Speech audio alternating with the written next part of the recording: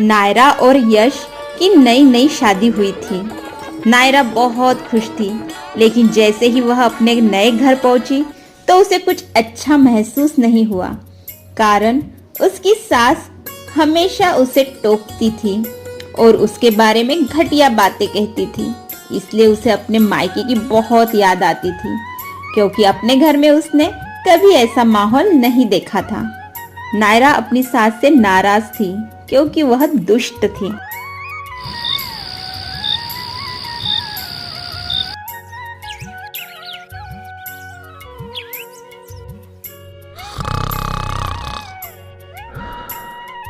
बहू, ओ बहू,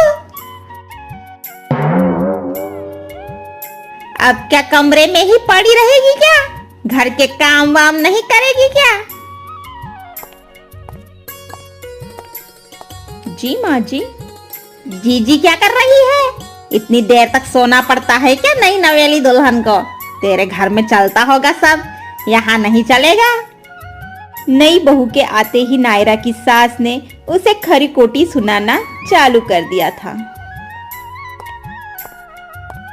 क्या हुआ माँ, सुबह सुबह क्यों चिल्ला रही हो? मैं चिल्ला रही हूँ वो दिख रहा है तुझे? और यह महारानी इतने देर से उठी नहीं, वो नहीं दिख रहा तुझे? अभी से आए एक दिन नहीं हुआ और उसकी तरफ से बोलने ही लग गया है तू। और मैंने तुझे इतने छोटे से बड़ा किया, मेरे लिए तेरा प्यार मर गया क्या? माँ, ये क्या कह रही हो आप? जी मेरी गलती है, मैं अभी सब काम कर देती हूँ माँ।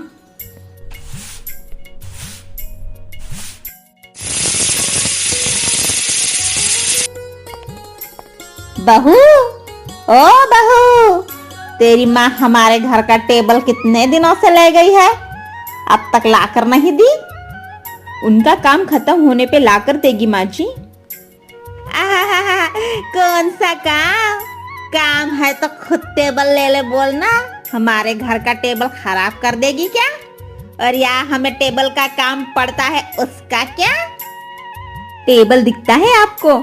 और मेरी माँ ने जो मुझे 50,000 का बेड दिया वो नहीं दिखता आपको? वो सड़ा सा 2,000 टेबल के लिए आप मेरे मायके वालों को इतना सुना रही है।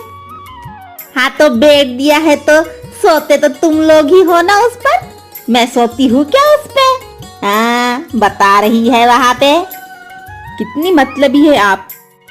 हाय राम, मतलबी बोला तूने मुझे। यश, ओ यश, तेरी बीवी देख मुझे मतलबी बोल रही है। क्या हुआ? रोज सुबह सुबह क्यों ड्रामा चालू कर देती हो मम्मी आप? तुझे तो बस मेरी ही गलती दिखती है, इसकी तो कुछ गलती दिखती ही नहीं है, इसलिए इतनी सर पर चढ़ रही है महारानी। सब पता है, बेडरूम में बैठकर मैं सब सुन रहा था। एक टेबल के ऊपर से भी आप झगड़ा करना चालू कर देती है। वैसे भी टेबल का अभी कोई काम भी नहीं है। एक टेबल दे दिया तो आपको लगता है कि हीरे जवाहरात दे दिए उन्हें, और उन्होंने बेड दिया, 5 तोले सोना दिया, अपनी बेटी दी हमें, वो नहीं दिखता क्या आपको?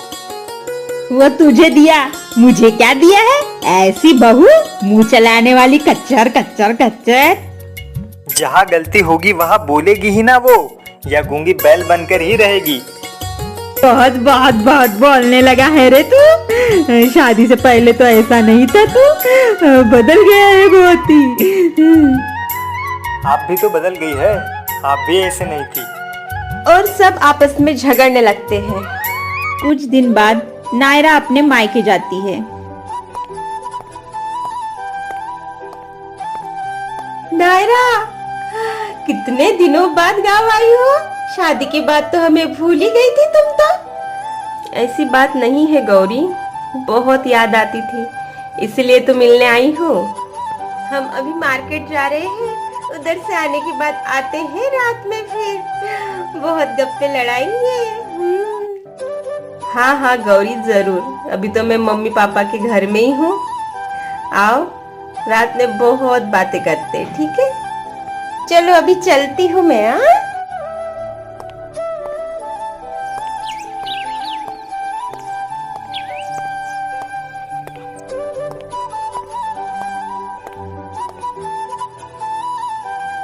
पापा, अब मैं उस घर में वापस कभी नहीं जाऊंगी। क्यों बेटा, क्या हुआ? दामाद जी ने कुछ कहा क्या?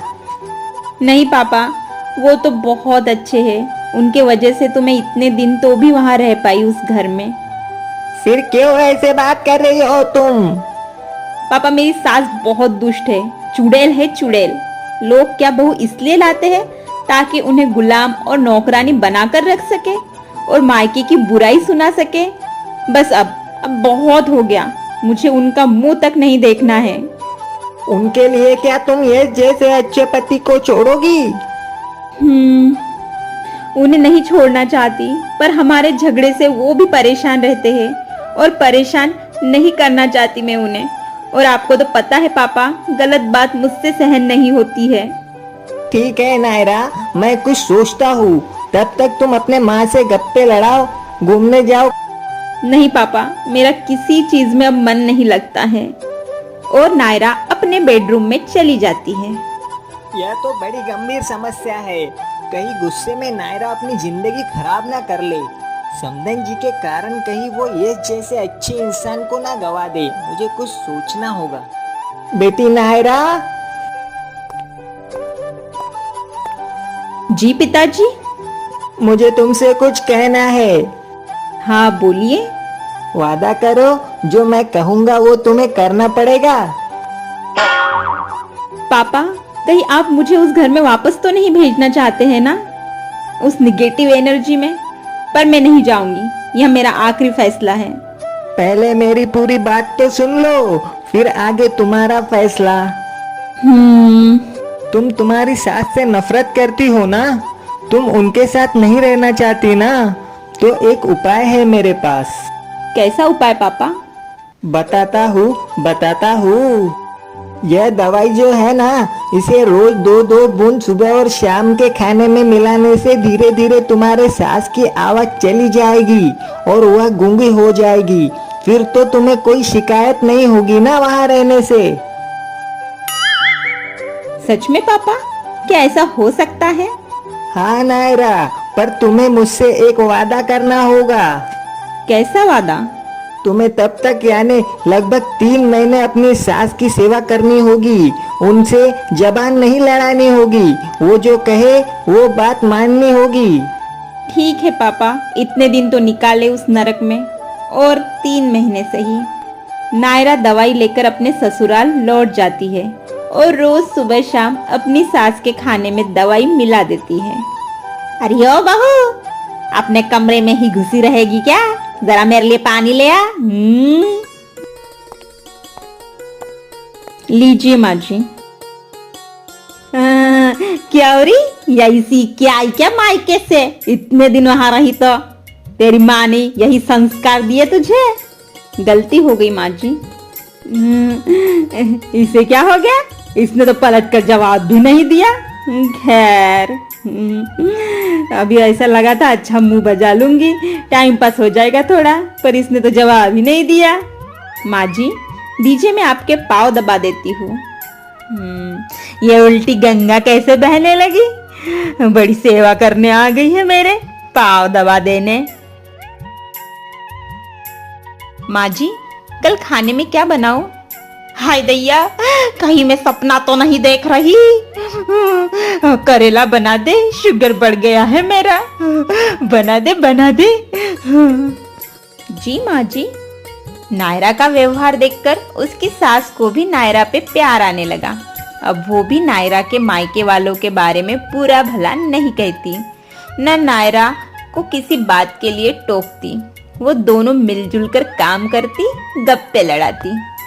हाय राम, ये मैंने क्या कर दिया? कितना बड़ा पाप कर रही हूँ मैं। मेरी सास अब कितने अच्छे से रहती है मेरे साथ, मैं उनके साथ ऐसे कैसे कर सकती हूँ? पापा पापा पापा, मुझे बहुत डर लग रहा है। ये मैंने क्या कर दिया? आप कुछ कीजिए ना, मेरी सास को गूंगी होने से बचाइए। अब मुझे उनसे बात करना अच्छा लगता है।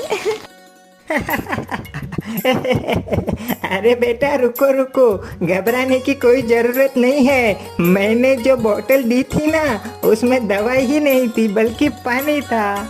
नायरा को सब बात समझ आ जाती है। पापा, आपने तो मेरी जिंदगी संवार दी, वरना मैं इतना अच्छा परिवार खो देती। यह तो मेरा फर्ज है बेटा।